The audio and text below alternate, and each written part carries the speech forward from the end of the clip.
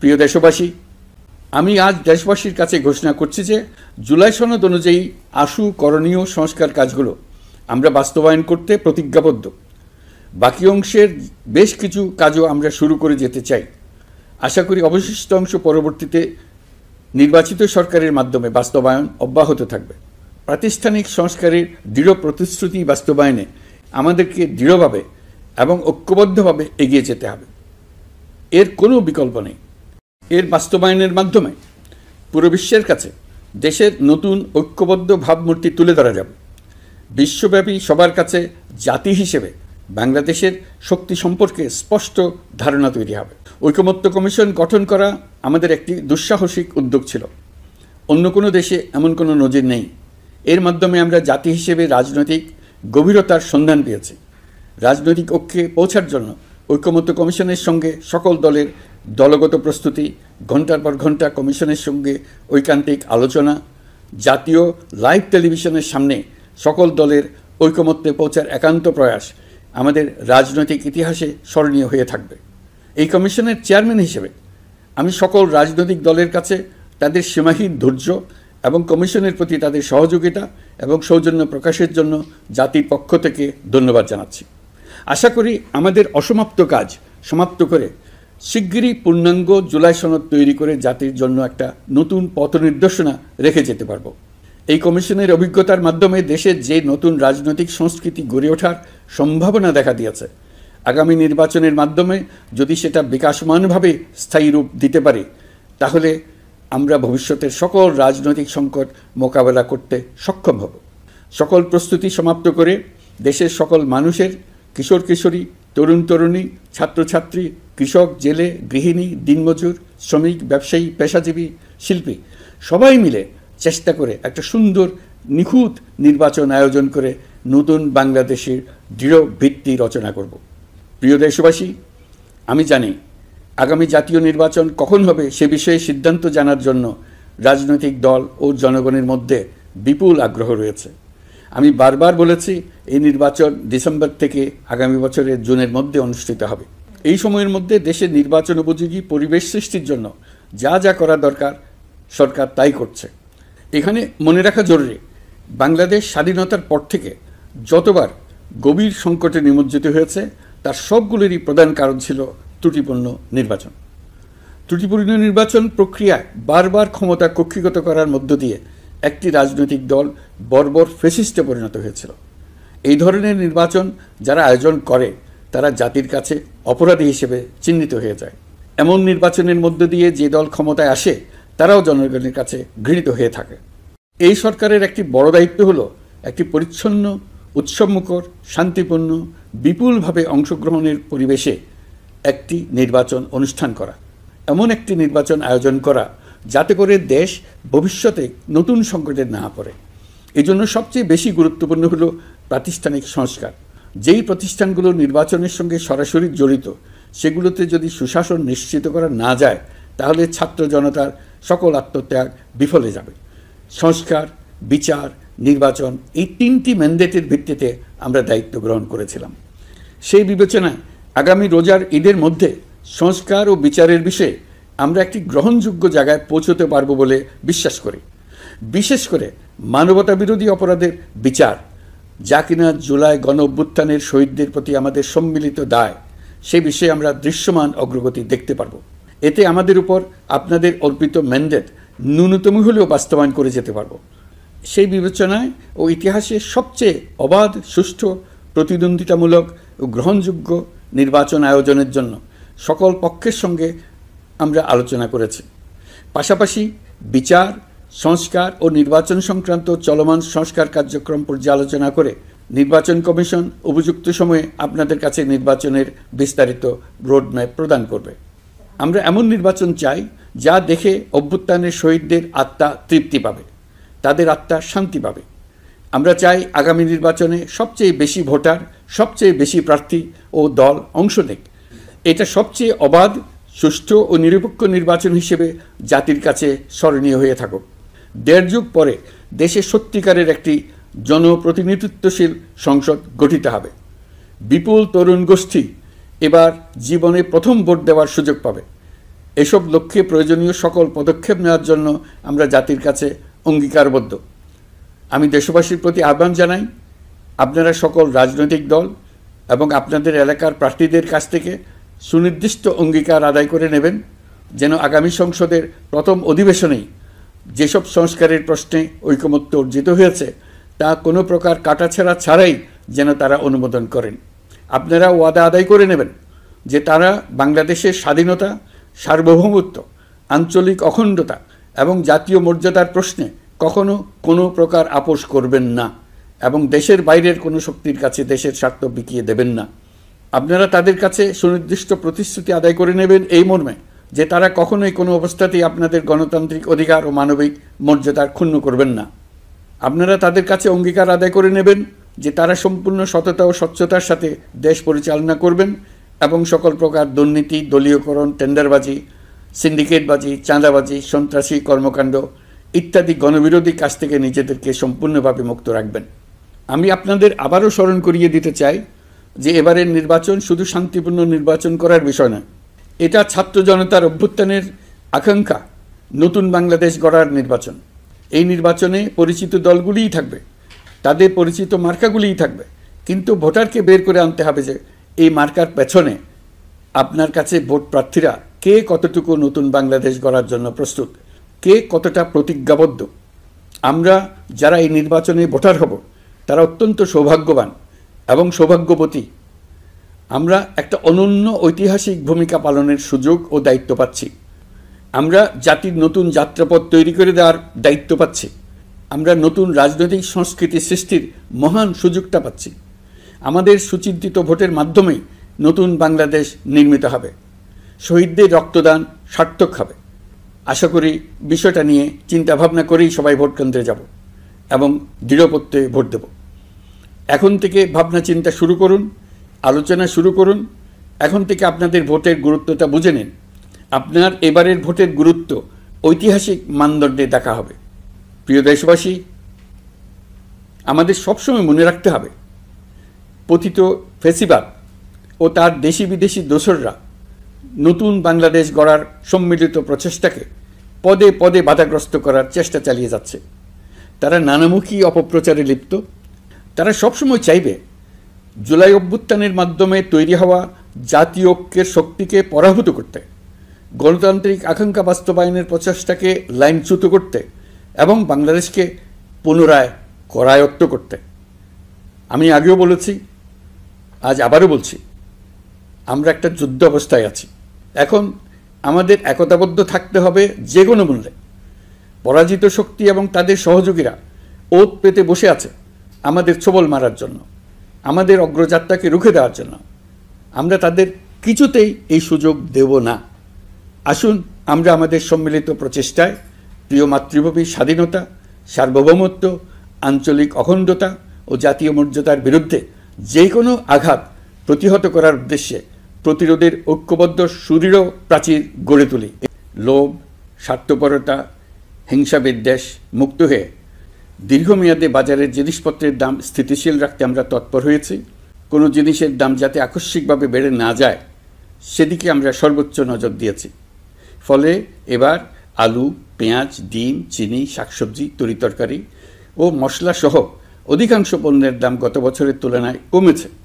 আমরা সার্বিক বাজার ব্যবস্থাকে দুর্বৃত্তদের চক্র থেকে বের করে এনে বাজারে একটা প্রতিযোগিতামূলক পরিবেশ তৈরি করতে পেরেছি।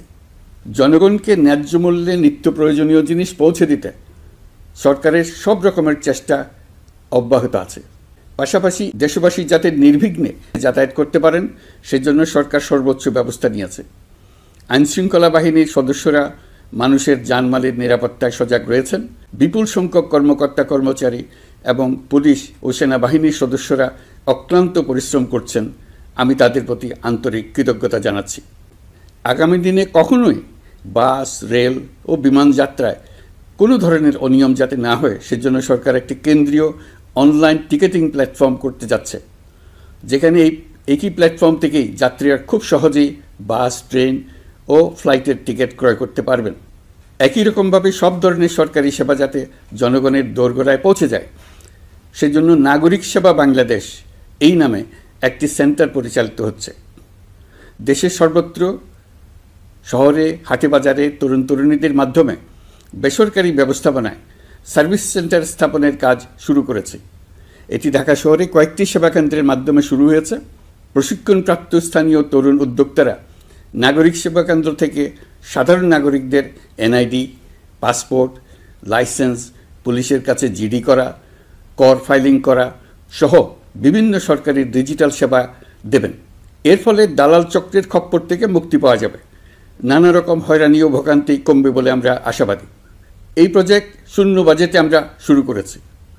দেশের বিদ্যমান অব্যবহৃত সম্পদ ব্যবহার করেই সামনে এগিয়ে চলা সম্ভব, এটাই আমরা বাস্তবে করে দেখার চেষ্টা করছি।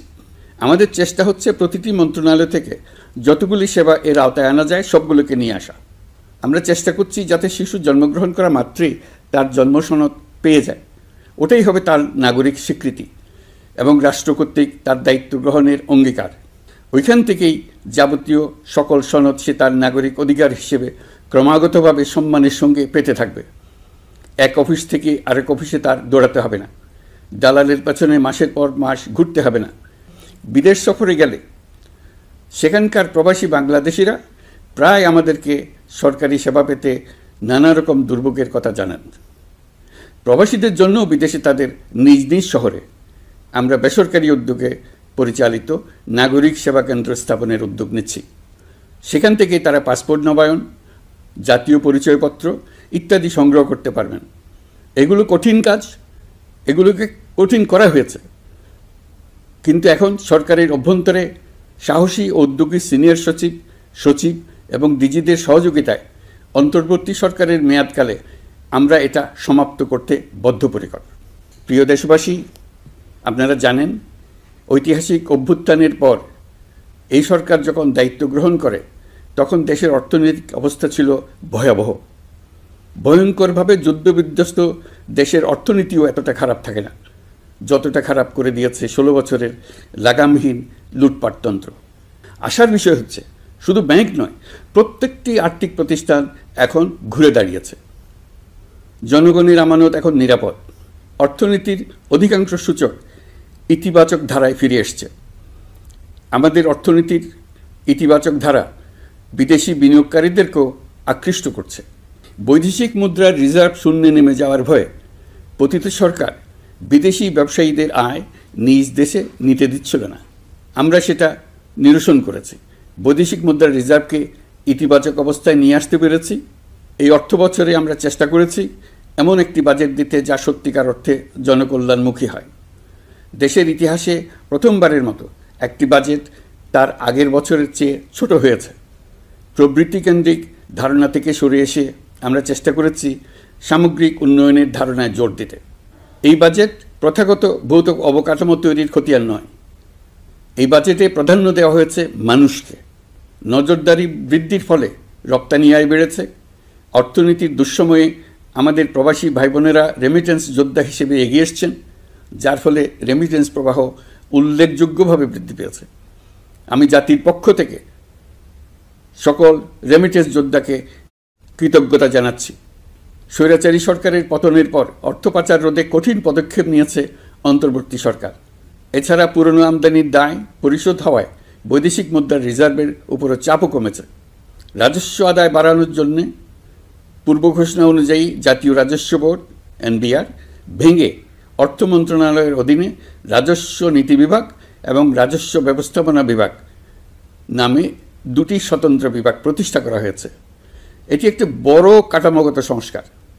এই সিদ্ধান্তের ফলে বিশাল আকারের দুর্নীতি কমবে, রাজস্ব ব্যবস্থার দক্ষতা বাড়বে, স্বার্থের দ্বন্দ্ব কমবে এবং রাজস্ব আহরণের আওতা সম্প্রসারিত হবে। অর্থনীতি সহ বিগত মাসগুলোতে সরকারের প্রত্যেকটি মন্ত্রণালয় ছোট বড় বহু সংস্কারের উদ্যোগ নিয়েছে। মোট 54টি মন্ত্রণালয়ে 1000-এরও উপরে সংস্কার ও উন্নয়ন সংক্রান্ত পদক্ষেপ নেওয়া হয়েছে। এর পাশাপাশি আমরা যে সংস্কার কমিশন করেছিলাম তাদের সুপারিশের মধ্য থেকে আশু করণীয় সুপারিশগুলো দ্রুত বাস্তবায়নের জন্য মন্ত্রণালয়গুলো কাজ করে যাচ্ছে। 54টি মন্ত্রণালয়ে 129টি সুপারিশ বাস্তবায়ন করা হয়েছে। এই সকল সংস্কার কাজের মধ্যে কয়েকটি চুম্বক অংশ আজ আপনাদের সামনে তুলে ধরতে চাই। আইন ও বিচার বিভাগ মোট 33টি গুরুত্বপূর্ণ সুপারিশ ইতিমধ্যে বাস্তবায়ন করেছে। এর মধ্যে উল্লেখযোগ্য হল ইন্টারন্যাশনাল ক্রাইমস ট্রাইব্যুনাল অ্যাক্ট 1973 সংশোধন ও পুনর্গঠন করে আইনটি আন্তর্জাতিক মানের সাথে সামঞ্জস্যপূর্ণ করা। বিচার বিভাগীয় সংস্কার কমিশনের প্রস্তাব অনুযায়ী সুপ্রিম কোর্ট বিচারক নিয়োগ অধ্যাদেশ 2025 প্রণয়ন ও জারি করা হয়েছে। এর অধীনে প্রথমবারের মতো বাংলাদেশের ইতিহাসে গণবিজ্ঞপ্তির মাধ্যমে সুপ্রিম কোর্টে বিচারক নিয়োগের সুযোগ তৈরি হয়েছে। দেওয়ানি কার্যবিধির সংশোধন করা হয়েছে, যার ফলে এখন বাদীকে আর দিনের পর দিন সশরীরে আদালতে যেতে হবে না। এক একটি দেওয়ানি মামলা নিষ্পত্তি হতে আগে যত সময় লাগত, এই সংশোধনীর ফলে সময়সীমা অর্ধেকে কমিয়ে আনা সম্ভব হবে বলে আমরা মনে করছি। দেশের 1000-এর বেশি অবকাঠামো এবং প্রতিষ্ঠানের নাম পলাতক প্রধানমন্ত্রীর বাবা, মা, ভাই, বোন, আত্মীয় স্বজনের নামে প্রতিষ্ঠিত করা হয়েছিল। তার মধ্যে ছিল সেনানিবাস, বিমানঘাঁটি, নৌবাহিনীর জাহাজ, মেগা সেতু, সড়ক, স্থাপনা, স্কুল, কলেজ, বিশ্ববিদ্যালয়, হাসপাতাল, গবেষণা কেন্দ্র, আরও বহু কিছু। এগুলো সব নাম পরিবর্তন করা হয়েছে। নারী ও শিশু নির্যাতন দমন আইন সংশোধন করা হয়েছে। প্রবাসী ভাই বোনদের অনেক দিনের দাবির পরিপ্রেক্ষিতে পাওয়ার অফ অ্যাটর্নি বিধিমালা সংশোধন করা হয়েছে। এখন পুরনো পাসপোর্টে নো ভিসা রিকোয়ার্ড স্টিকার থাকলে কিংবা জন্মসনদ থাকলে বিদেশ থেকে পাওয়ার অফ অ্যাটর্নি সম্পাদন করতে পারবে। আগামী 2 মাসের মধ্যে আইনগত সহায়তা কার্যক্রম ব্যাপকভাবে বিস্তার করা হবে। বছরে এখন গড়ে 35,000 মামলা নিষ্পত্তি হয়। আমাদের লক্ষ্য এটিকে 2 লক্ষ মামলায় উন্নতি করা। মামলা দায়েরের 48 ঘন্টার মধ্যেই যাদের বিরুদ্ধে মামলার কোনো ভিত্তি নেই তাদের বাদ দেওয়ার ব্যবস্থা করা হচ্ছে। আমরা সর্বোচ্চ চেষ্টা করেছি দেশের মানুষকে লুটপাট তন্ত্র থেকে বের করে আনতে। আপনারা জানেন, বিগত 16 বছরে উন্নয়নের নামে মেগা প্রকল্প নিয়ে কী পরিমাণ লুটপাট হয়েছে। মেগা প্রকল্পগুলো যেন হয়ে উঠেছিল মেগা ডাকাতির প্রকল্প। আমরা দায়িত্ব গ্রহণের পরপরই বিভিন্ন উন্নয়ন প্রকল্প পুনরায় মূল্যায়ন করে দেখেছি যে প্রায় সব প্রকল্পেই ভৌতিক ব্যয় ধরা হয়েছে। শুধুমাত্র সড়ক পরিবহন ও মহাসড়ক বিভাগ, সেতু বিভাগ, রেল মন্ত্রণালয়, বিদ্যুৎ বিভাগ, জ্বালানি ও খনিজ সম্পদ বিভাগ, এই 5টি বিভাগে ব্যয় সংকোচ করা হয়েছে 46,308 কোটি টাকা। এই টাকা দিয়ে জ্বালানি খাতে সমস্ত বকেয়া মিটিয়ে দিয়ে বকেয়ার পরিমাণ শূন্যে নামিয়ে আনা হয়েছে। বৈদেশিক ঋণ পরিশোধ করে সব ধরনের ঋণের ফাঁদ থেকে বেরিয়ে আসা আমাদের অগ্রাধিকার। দেশে বিনিয়োগ বাড়ানো ও নতুন কর্মসংস্থান তৈরিতে আমাদের গুরুত্ব দিতেই হবে। তা না হলে এদেশকে আমরা যে স্থানে নিয়ে যেতে চাই সেখানে নিয়ে যাওয়া সম্ভব হবে না। বিনিয়োগ ও কর্মসংস্থানের ব্যাপারে রাজনৈতিক দল ও জনগণ আমাদের সর্বাত্মক সমর্থন করছেন। সকলের মধ্যে ব্যাপক আগ্রহ, কৌতূহল আমাদের অনুপ্রেরণা যোগাচ্ছে। সংশ্লিষ্টদের সঙ্গে আলোচনা করে বিনিয়োগ পরিবেশ উন্নত করতে 30টি মূল সংস্কার কাজকে অগ্রাধিকার দেওয়া হয়েছে এবং ইতিমধ্যে 18টি সুপারিশ বাস্তবায়ন করা হয়েছে। বিনিয়োগ বান্ধব পরিবেশ গড়ে তুলতে এবং দেশি বিদেশি শিল্প প্রতিষ্ঠানের মধ্যে সংযোগ সৃষ্টি করতে আমরা সর্বোচ্চ চেষ্টা করে যাচ্ছি। গত অক্টোবর হতে মার্চ পর্যন্ত নেট বিদেশি বিনিয়োগ এসছে মোট 756 মিলিয়ন মার্কিন ডলার, অর্থাৎ প্রায় 9,247 কোটি টাকা। বাংলাদেশ ইনভেস্টমেন্ট সামিট 2025-এ নির্দিষ্ট খাতভিত্তিক সেশনের মাধ্যমে ব্যবসায়ী চেম্বার, ব্যাংক ও বেসরকারি খাতের অন্যান্য অংশীদারদের মধ্যে আলোচনা হয়েছে। ইনভেস্টমেন্ট সামিটে বিদেশি বিনিয়োগকারীরা ও রাজনৈতিক দলগুলোর মধ্যেও আলোচনার জন্য আলাদা ব্যবস্থা রাখা হয়েছিল, যাতে করে পরবর্তীতে যে দলই ক্ষমতায় আসুক না কেন তারা যেন বিনিয়োগ বান্ধব বাংলাদেশ গড়তে নিজেদের প্রতিশ্রুতির কথা জানাতে পারেন। সম্প্রতি চীনের বাণিজ্যমন্ত্রী চীনের 100টি কোম্পানির প্রায় 150 বিনিয়োগকারী ও ব্যবসায়ী নিয়ে বাংলাদেশে এসছেন। আমরা আশা করছি খুব দ্রুতই বড় আকারের বিদেশি বিনিয়োগ দেখতে পাব। সম্প্রতি আমি চীন, কাতার, জাপান সহ কয়েকটি দেশ সফর করেছি। এসব সফরেও বিভিন্ন বৈঠকে বাংলাদেশের অর্থনৈতিক সম্ভাবনা অগ্রগতির কথা তুলে ধরেছে। দ্বিপাক্ষিক বাণিজ্য বিনিয়োগের বিষয়ে ফলপ্রসূ আলোচনা হয়েছে। আরও বেশি সংখ্যক বাংলাদেশি যাতে বিদেশে কর্মসংস্থানের সুযোগ পায় সে চেষ্টা করেছি। বাংলাদেশে কাতারি বিনিয়োগকারীদের জন্য একটি বিশেষ অর্থনৈতিক অঞ্চল গড়ে তোলার বিষয়ে আমাদের মধ্যে আলোচনা হয়েছে। বাংলাদেশের লাখো লাখো ছেলেমেয়েরা মাদ্রাসায় পড়াশোনা করে, তাদের জন্য প্রযুক্তি শিক্ষা ও বিদেশি ভাষা শিক্ষা চালু করতে আমরা কাতার চ্যারিটির সাহায্য চেয়েছি। গত মাসে আমি জাপান সফরে গিয়েছিলাম। এই সফরে জাপানের প্রধানমন্ত্রী বাংলাদেশকে বাজেট সহায়তা ও রেলপথ উন্নয়নের জন্য $1 বিলিয়ন ঋণ ঘোষণা করেছেন। দ্বিপাক্ষিক 3টি চুক্তিপত্র বিনিময় হয়েছে। এই সফরে দুই দেশের মধ্যে অর্থনৈতিক বিনিয়োগ ও অন্যান্য সহযোগিতার ক্ষেত্রে 6টি সমঝোতা স্মারক অর্থাৎ MOU স্বাক্ষর হয়েছে। বাংলাদেশের কর্মশক্তির দক্ষতা বৃদ্ধি এবং জাপানে তাদের কর্মসংস্থান সহজতর করার লক্ষ্যে জাপানের সঙ্গে আমরা 2টি সমঝোতা স্মারকে স্বাক্ষর করেছি। জাপানের শ্রমিক সংকট রয়েছে। আমরা আগামী 5 বছরে জাপানে 1 লক্ষ কর্মী পাঠানোর চুক্তি সই করেছি। এর চাইতে আরও বেশি শ্রমিক ক্রমাগতভাবে পাঠানোর আয়োজন করে এসছে। প্রিয় দেশবাসী, 1971 সালে বাংলাদেশ স্বাধীন হওয়ার পর অর্থনৈতিকভাবে আমাদের যে উন্নতির শিখরে থাকার কথা ছিল, বিশ্বের কাছে মাথা উঁচু করে দাঁড়াবার কথা ছিল, সেই উচ্চতায় আমরা পৌঁছতে পারিনি। আমরা চাই বাংলাদেশ দক্ষিণ এশিয়ার অর্থনৈতিক প্রাণকেন্দ্র হিসেবে প্রতিষ্ঠিত হোক। এই কারণে বিনিয়োগ পরিষেবার উন্নয়নের পাশাপাশি বন্দরের সক্ষমতা বাড়াতে উদ্যোগ নিয়েছি। এটা করা সম্ভব না হলে দেশের কোটি কোটি মানুষের বেকারত্ব ঘুচবে না, অর্থনৈতিক সংকট রয়েই যাবে। চট্টগ্রাম বন্দর নিয়ে অনেকের মধ্যে কৌতূহল তৈরি হয়েছে। মাঝে মাঝে এমন কথাও শুনেছি যে এই বন্দর বিদেশিদেরকে নাকি দিয়ে দেওয়া হচ্ছে। আমি আগেও জানিয়েছি, চট্টগ্রাম বন্দর হলো বাংলাদেশের অর্থনীতির হৃৎপিণ্ড। বর্তমানে এই হৃৎপিণ্ড অতি দুর্বল। এখন যে অবস্থায় আছে সেই অবস্থায় তাকে রেখে দিলে আমাদের অর্থনীতিকে সামনে এগিয়ে নিয়ে যাওয়া সম্ভব হবে না। এই হৃৎপিণ্ডকে বড় করতে হবে, মজবুত করতে হবে, সুঠাম করতে হবে। তা করতে হলে বহু উদ্যোগ গ্রহণ করতে হবে, অভিজ্ঞদের সাহায্য লাগবে। আমরা যাদের সঙ্গে যোগাযোগ করেছি তারা বন্দর ব্যবস্থাপনায় বিশ্বের সেরা, সবচেয়ে অভিজ্ঞ। তারা ইউরোপ, কানাডা, অস্ট্রেলিয়া, চীন, দক্ষিণ কোরিয়া, ভারত, পাকিস্তান, তুরস্ক, মধ্যপ্রাচ্য ও আফ্রিকা সহ বিশ্বজুড়ে বন্দর পরিচালনা করে। তাদের কাজ বন্দর ব্যবস্থাপনা। আমাদের লক্ষ্য হলো বন্দর ব্যবস্থাপনার কাজ যত তাড়াতাড়ি সম্ভব তাদের কাছ থেকে শিখে নেওয়া।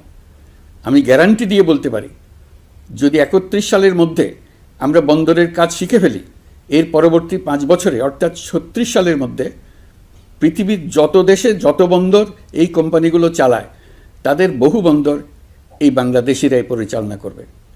আপনারা যে বন্দরেই পা দেবেন দেখবেন সেখানে বাংলাদেশিরা আছেন। বহু লোকের কর্মসংস্থান হবে, বহু লোকের উপরে ওঠার সুযোগ হবে। তাদের নিজেদের প্রয়োজনেই তারা আমাদের চাকরি দেবে। আগে যে কোনো জাহাজে চড়লে দেখতাম জাহাজের নাবিক চট্টগ্রামের কিংবা সিলেটের। বন্দরের কাজ একবার শিখে নিতে পারলে ভবিষ্যতে আমরা যে বন্দরে যাব না কেন দেখব সেখানে চট্টগ্রাম, নোয়াখালী, সিলেট আর বরিশালের লোক, বাংলাদেশের লোক। আমাদের বন্দর যদি আধুনিক হয় তা শুধু বাংলাদেশের অর্থনীতিতেই ভূমিকা রাখবে না, বরং আমরা নেপাল, ভুটান সহ পার্শ্ববর্তী সকল দেশের অর্থনীতিতে ইতিবাচক ভূমিকা রাখতে সক্ষম হব। এই বন্দরই হবে অঞ্চলের অর্থনীতির সমৃদ্ধির চাবিকাঠি। কুমিরা থেকে টেকনাফ পর্যন্ত নানা বন্দরের কর্মচাঞ্চল্যে সমগ্র উপকূল অঞ্চল দক্ষিণ এশিয়ার একটি গুরুত্বপূর্ণ অর্থনৈতিক প্রাণকেন্দ্র হিসেবে প্রতিষ্ঠিত হবে। এই পুরো অঞ্চলে অনেকগুলো শিল্পাঞ্চল গড়ে উঠবে শুধু সমুদ্রের সান্নিধ্য এবং তার ব্যবহারের দক্ষতার কারণে। তার সঙ্গে গড়ে উঠবে আরেকটি নতুন শিল্প, আধুনিক পদ্ধতিতে সমুদ্রে মাছ পালন, আহরণ ও প্রক্রিয়াজাতকরণের শিল্প। এটি আরেকটি নতুন জগৎ সৃষ্টি করবে। এই ব্যাপারে আমরা আমাদের বন্ধু দেশগুলোর সঙ্গে আলোচনা শুরু করেছি এবং তারা উৎসাহ সহকারে সাড়া দিয়েছেন। বন্দর ব্যবস্থাপনার জন্য আমরা যাদেরকে আনছি তারা পৃথিবীর যেসব দেশে কাজ করে সেসব কোনো দেশেরই সার্বভৌমত্ব, জাতীয় নিরাপত্তা হুমকির মুখে পড়েনি। আমি দেশবাসীর প্রতি আহ্বান জানাই, আপনারা নিজেদেরকে ভিত্তিহীন বিরোধিতা এবং অপপ্রচারের শিকার হতে দেবেন না। অন্তর্বর্তীকালীন সরকারের বন্দর ব্যবস্থাপনার উদ্যোগে আপনাদের দৃঢ় সমর্থন অব্যাহত রাখুন। যারা বিরোধিতা করছে তাদের প্রতিহত করুন। আপনারা জানেন আমাদের দেশে এখন 12 লক্ষ রোহিঙ্গা বসবাস করছে। প্রায় 1 লাখ রোহিঙ্গা এসছে 2023 সাল থেকে 2024 সালের সেপ্টেম্বর সময়কালে, যখন রাখাইন রাজ্যে ব্যাপক যুদ্ধাবস্থা বিরাজ করছিল। সেখানে চলমান সংঘাত ও মানবিক পরিস্থিতির কারণে এখনও অনেকে আসতে চেষ্টা করছেন। রোহিঙ্গাদের বাংলাদেশে আসা বন্ধ করতে এবং যারা ইতিমধ্যে বাংলাদেশে অবস্থান করছেন তাদের প্রত্যাবাসনের জন্য আমরা উদ্যোগ নিয়েছি। আমরা যখন দায়িত্ব গ্রহণ করেছিলাম তখন রোহিঙ্গা ইস্যুটিকে প্রায় মৃত অবস্থায় পেয়েছিলাম। আন্তর্জাতিক এজেন্ডা থেকে ইস্যুটি ঝরে পড়েছিল। সেই অবস্থা থেকে আমরা ইস্যুটিকে বিশ্ববাসীর দৃষ্টির সম্মুখভাবে নিয়ে আসতে পেরেছি। আমি গত বছর সেপ্টেম্বর মাসে জাতিসংঘ সাধারণ পরিষদে রোহিঙ্গা বিষয়ক একটি আন্তর্জাতিক সম্মেলন অনুষ্ঠানের আহ্বান জানিয়েছিলাম। আপনারা জেনে খুশি হবেন, জাতিসংঘের সকল সদস্য রাষ্ট্র এই বিষয়ে একমত হয়েছেন এবং তারা একটি উচ্চ পর্যায়ের আন্তর্জাতিক সম্মেলন আয়োজনের সিদ্ধান্ত নিয়েছে। এই বছর সেপ্টেম্বর মাসে যুক্তরাষ্ট্রের নিউ ইয়র্কে এই সম্মেলনটি অনুষ্ঠিত হবে। একই সাথে রোহিঙ্গাদের প্রত্যাবাসনের জন্য আমরা আন্তর্জাতিক জনমত গঠন করতে পেরেছি। গত মার্চ মাসে বাংলাদেশ সফরে এসে জাতিসংঘের মহাসচিব অ্যান্তোনিও গুতেরেস পরিষ্কারভাবে ঘোষণা করেছেন যে মিয়ানমারে প্রত্যাবাসনই রোহিঙ্গা সমস্যার একমাত্র সমাধান। প্রত্যাবাসনের বিষয়ে আরেকটি বড় অগ্রগতি হচ্ছে মিয়ানমার সরকার কর্তৃক প্রত্যাবাসনযোগ্য রোহিঙ্গাদের সর্বপ্রথম তালিকা ঘোষণা। গত এপ্রিল মাসে ব্যাংককে বিমস্টেক সম্মেলনের সাইডলাইনে আলোচনার সময় মিয়ানমার সরকার প্রথমবারের মতো 1,80,000 রোহিঙ্গা প্রত্যাবাসনযোগ্য বলে ঘোষণা করেছে। রোহিঙ্গাদের প্রত্যাবাসনে ও আমাদের সীমান্তের নিরাপত্তা নিশ্চিত করতে মিয়ানমারের সরকার সহ সেখানকার বিদ্রোহী গোষ্ঠীর সাথে আনুষ্ঠানিক ও অনানুষ্ঠানিক যোগাযোগ রাখা হচ্ছে। আমরা যত দেশেই সফর করেছি সব দেশেই রোহিঙ্গা সংকট মোকাবেলায় রাষ্ট্রীয় নেতা ও সরকারের প্রতিনিধিদের সঙ্গে আলোচনা করেছি, তাদের সহযোগিতা চেয়েছে। তারা ইতিবাচকভাবে আমাদের আহ্বানে সাড়া দিয়েছেন। জাতিসংঘের মহাসচিব গত মার্চ মাসে ঢাকা সফরকালে রাখাইন রাজ্যে মানবিক বিপর্যয়ের মোকাবেলার জন্য একটি ত্রাণ চ্যানেলের প্রস্তাব করেছিলেন। তিনি বলেছিলেন এই প্রস্তাবটি রোহিঙ্গাদের প্রত্যাবাসনে সহায়ক হবে। বিষয়টি প্রস্তাব পর্যায়ে রয়ে গেছে। আমরা লক্ষ্য করেছি রাখাইনের জন্য বাংলাদেশ করিডোর দিয়ে দিয়েছে বলে একটা অপপ্রচার চালানো হচ্ছে। আমি সুস্পষ্টভাবে বলছি, এটা সর্বৈব মিথ্যা। এটা চিলে কান নিয়ে যাওয়ার গল্প। যারা অসত্য কল্পকাহিনী বানিয়ে বাংলাদেশের মানুষকে ক্রমাগত বিভ্রান্ত করে অশান্তি সৃষ্টিতে নিয়োজিত, এটা তাদেরই শিল্পকর্ম। আপনারা এ বিষয়ে হুঁশিয়ার থাকবেন, কোনোভাবেই বিভ্রান্ত হবেন না। এসব অপপ্রচার সত্ত্বেও আমরা লক্ষ্যচ্যুত হব না। এই জটিল সমস্যাটি সমাধানে আমাদের কাজ চালিয়ে যাব। প্রিয় দেশবাসী, মহান আল্লাহ আমাদের সহায় হন। আল্লাহ হাফেজ।